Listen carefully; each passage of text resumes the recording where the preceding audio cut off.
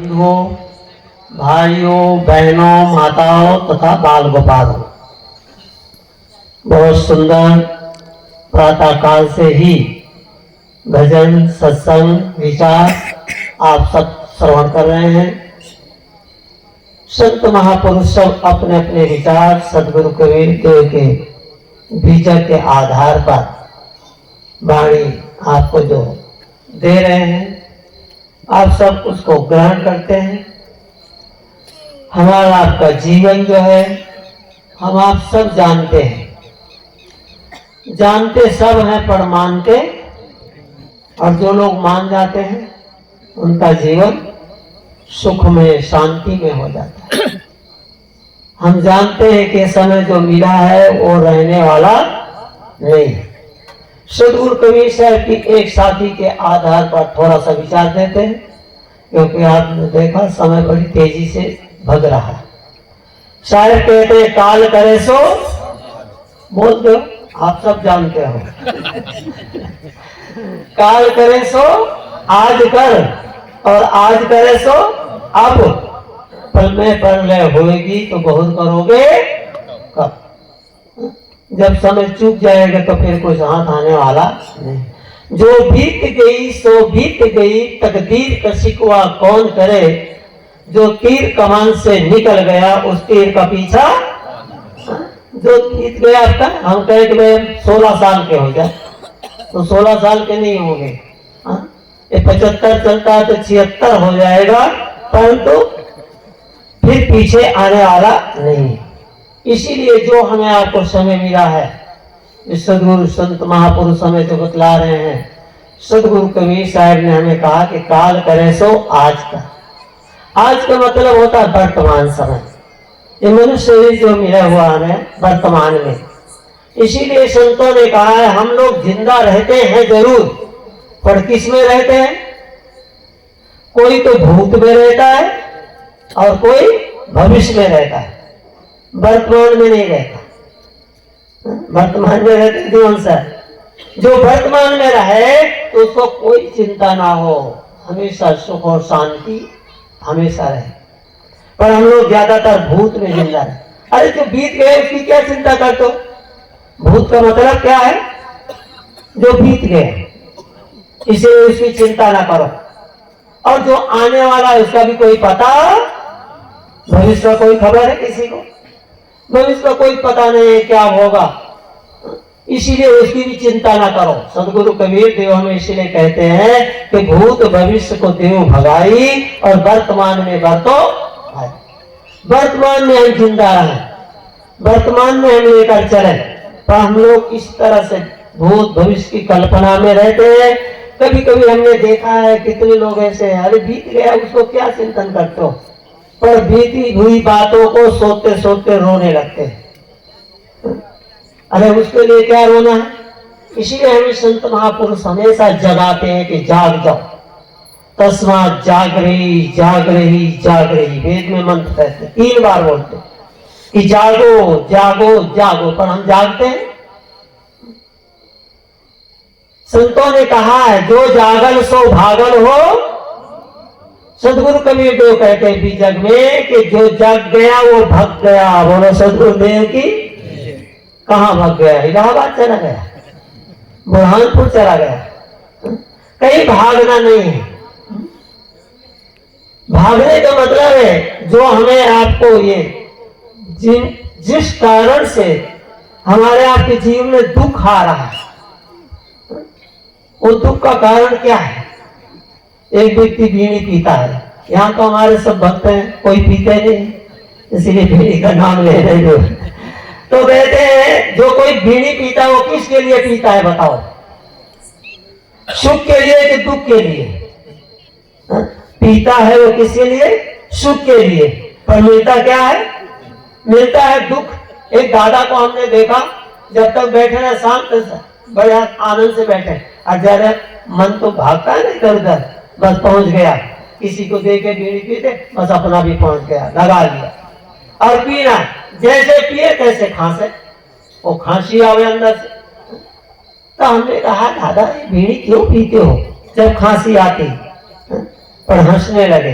पर छोड़े नहीं। तो बताओ दुख आएगा कि नहीं आएगा? एक दारू पीने वाले उनसे पूछो कि भाई दारू क्यों पीते हो, तो सुख के लिए पीते हैं कि दुख के लिए? बताओ। पीता तो सुख के लिए है, पर मिलता क्या है? दुख ही मिलता है, उससे कभी सुख मिलने वाला नहीं है। पर लोग मानते नहीं, इसलिए कबीर साहब कहते जानते हैं पर मानते नहीं। तो कहते काल करे सो आज कर, जो भी कोई शुभ कर्म करना हो वर्तमान में करो, उसको भविष्य में मत टालो। हमारे यहाँ तो यहाँ तक कहा गया है कि यदि व्यक्ति कोई दान करने जा रहा है, और हमारे यहाँ कहते हैं भाई दाहिने हाथ से दान करना ये शुभ है, बाएं हाथ से दान नहीं करना। पर यदि वो दान करने जा रहा है और बाएं हाथ से दान करने जा रहा है तो उसको रोकना मत। बोलो सदगुरुदेव की जय। क्योंकि आपने रोक दिया कि दाहिने हाथ से करना चाहिए, बाएं से नहीं करना चाहिए, जब तक वो दाएं हाथ में लावे तो उसका मन बदल गया। बोलो सदगुरुदेव की। बोले अभी नहीं करते, चलो बाद में करेंगे, और बाद में फिर आया नहीं और वो राम राम सत्य हो गया। क्योंकि जीवन में हम जो करते हैं वही हमको मिलता है। बस संसार में जितने भी प्राणी हैं कोई भी दुख नहीं चाहता। दुख चाहता हो तो हाथ ऊपर करे।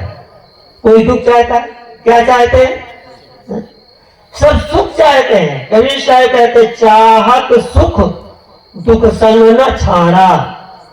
बोले क्यों? चाहते तो सुख है पर दुख का साथ क्यों नहीं छोड़ते? बोले भंवर जाल में आसन मारा। अब भंवर जाल आप जानते हो? भंवर जाल होता है ना, आपके नदी है ना किनारे, जहां उसमें खड्डा हो, जब पानी आता है तो खड्डे में पानी घूमने लगता है ना? घूमने लगता है, उसको बोलते हैं भंवर जाल। अब उस भंवर के जाल में यदि आप आसन लगा के बैठना चाहो शांति से तो बैठ पाओगे? वो तो आपको डुबा ही देगा।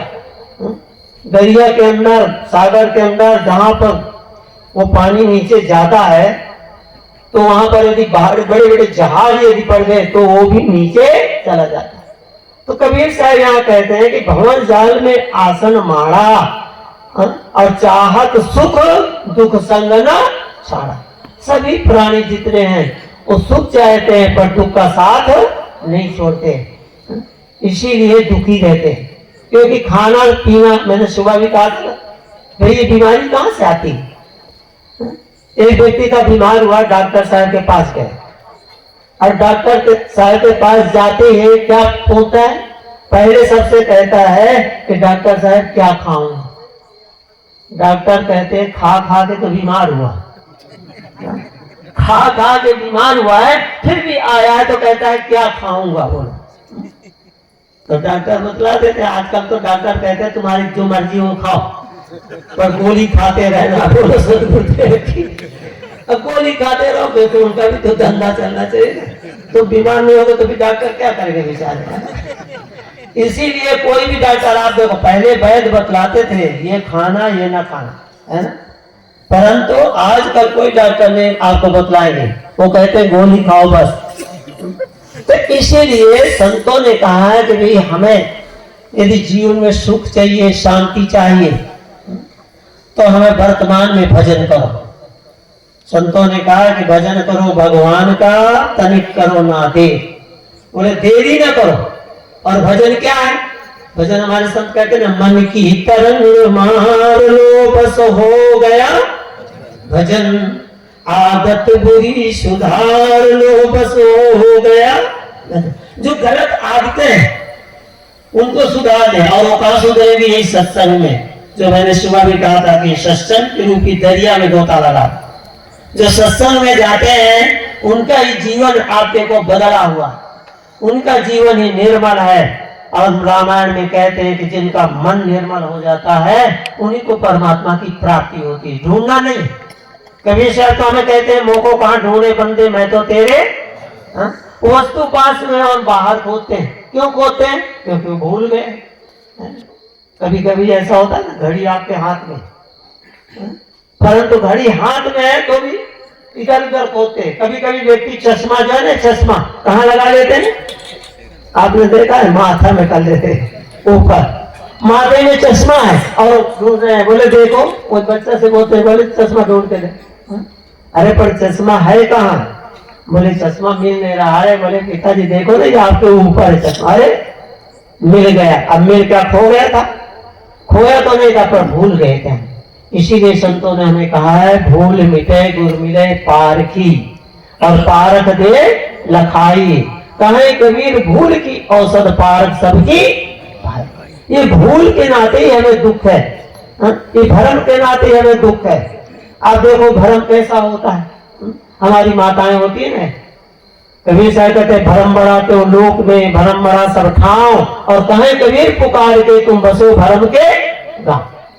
ये हमारी माताएं इतनी भोली भाली होती हैं। नन्ना सा छोटा सा मुन्ना सा बच्चा होता है, और आप देखो उसको जब तेल उपटन लगा देते हैं, तो तेल उपटन लगाने के बाद क्या करती हैं? गाल में या माथे में टीका लगा देती है। टीका लगाती है ना, काला काला, आपने देखा होगा, काला टीकुआ लगा देते टीका। वो टीका क्यों? हाँ दे दो। टीका क्यों लगाती है बताओ? उनको ये भ्रम है कि हमारे बच्चे के किसी की नजर न लग जाए। अब आप सोचो, नजर लग जाएगी तो बच्चा मर जाएगा। आपने इतने दिनों से संतों के पास जाते हैं, सत्संग करते हैं, और सत्संग में क्या कहा जाता है कि जाको राखे, बोल दो, जाको राखे साइया, मार सके ना कोई, और बाल नबाका कर सके चाहे जो जग बैरी हो। चाहे सारा संसार आपका दुश्मन हो जाए, पर कोई कुछ नहीं बिगाड़ सकता है। या अभी कोरोना आया था ना, जिसको बोलते थे कोरोना, है ना? अब वो कोरोना ऐसा आया था, कितना भयभीत हो गए लोग। और कबीर साहब कहते जा मरने से जग डरे मेरे मन आनंद, तब मरियों का पायो पूर्ण परमानंद। पर हम लोग धर्म के नाते इतना भयभीत हो जाते, तो माताओं का तो ऐसे भाव रहता है, प्रेम रहता है। वो देखो जो भी व्रत करती हैं वो सब किसके लिए करती हैं? अपने लिए नहीं करती हैं। हमारे पति का स्वास्थ्य अच्छा रहा है, हमारा परिवार अच्छा रहा है, हमारे बच्चे अच्छे रहे हैं, खुद भूखी रह जाएंगी माता, पर किसके लिए? आपके लिए। फिर इसीलिए कहते हैं ये भ्रम है, कल्पना है। पर माताओं की बात छोड़ो, किसान को देखो, मिर्चा का खेत है, बोलो बढ़िया मिर्चा खेत, बड़ा बड़ा, और खूब फल लगा हुआ है, तो उसको भी भ्रम हो गए। क्या हो गए? कि किसी की नजर ना लग जाए, इसलिए उसमें भी एक काली हंडी टांग दे। बताओ, काली हंडी टांगने से वो मिर्चा में नजर, अरे लोग मिर्चा से तो नजर उतारते हैं, और मिर्चा में नजर लग जाएगा। बोलो हमारे यहाँ मैंने बड़ौदा में देखा, हमारे दुकानदार है, वहां जाते हैं हम जब कभी कभी, हमारे कुमार भाई हैं, थोक व्यापारी है फ्रूट के, तो हम देखे बहुत से दुकानदार मिर्चा और नींबू, अगर 2-4 मिर्चा नीचे, 2-4 मिर्चा ऊपर, और नींबू बीच में लेकर दुकानों में टांग रखे हैं। ये क्यों टांगे? अरे ये भ्रम है। अरे वो मिर्चा नींबू दे दो, आश्रम में तो कम से कम तड़का में बघार में काम आ जाएगा, वहां टांगने की क्या जरूरत है? पर नहीं, लोग ऐसा भ्रम में पड़ जाते हैं कि हम लोग जयपुर में थे, घूम रहे थे, तो एक मकान आप जानते ना, लाल पत्थर का मकान कितना सुंदर होता है, तो वहां पर देखे तो मकान बहुत सुंदर था। तो गुरुजी भी थे हमारे साथ में, ऐसे ऊपर देखने में देखा तो ऊपर काली हंडी लगी, लपलपाती हुई जीभ लटका है काली माता का, ऐसे हंडी ऊपर लगी। तो हम लोग भी देखने लगे। अंदर से दादा निकल आए बाहर, उनसे पूछे कि दादा ये ऊपर क्या है? दादा ने कहा देखो इस सोसाइटी में महाराज जी ये मकान बहुत सुंदर है, इसलिए किसी की नजर न लगे, इसलिए काली हंडी लगाए। बोले सदगुरुदेव की। अब उनको बताओ, ये आपके टाटा की छड़िया आती है, उस पर विश्वास नहीं है। ये जो अंबुजा सीमेंट दी जा रही है उस पर विश्वास नहीं है, जिस इंजीनियर ने बना के दिया है उस पर विश्वास नहीं है, और किस पर विश्वास है? वो काली हंडी पर। बताओ, तो ये कितना भ्रम है। इसीलिए इस भ्रम को मिटाने के लिए सत्संग रहता है। तो जिस भ्रम को हमारे जीवन में जो है, भ्रम बड़ा तो लोक में, भ्रम बड़ा सब ठाव, कहे कबीर पुकार के तुम बसो भ्रम के गांव। इस भ्रम को, कल्पना को छोड़ करके आप हमेशा अपने में स्थिर रहो। स्थिर बुद्धि ब्रह्मविद ब्रह्मई भवत। हमारे कहते आप अपने में स्थिर रहो, अपने चेतन स्वरूप में स्थिर रहो, तो कहेगा भ्रम रहेगा, कहेगा दुख रहेगा, आपके जीवन में हमेशा शांति ही शांति रहेगी। इसीलिए हमारे सदगुरु और संत महापुरुष जितने भी हैं, हमारे पिता साहब जी तो देखो, अभी उनका प्रवचन होगा तो आप देखो जो भी सोते हैं वो सब जग जाएंगे। इतना क्योंकि इतना सुंदर दाखला देते हैं, उदाहरण उनका बहुत बढ़िया सब। तो इस प्रकार से हमें सभी संत महापुरुष जगाते हैं और हम जग जाएं तो हमारा जीवन सत्यम शिवम सुंदरम हो जाएगा। इन्हीं शब्दों के साथ हम अपनी वाणी को विराम देते हैं और आप सबको बहुत बहुत धन्यवाद देते हैं। बोलिए सद्गुरुदेव की जय।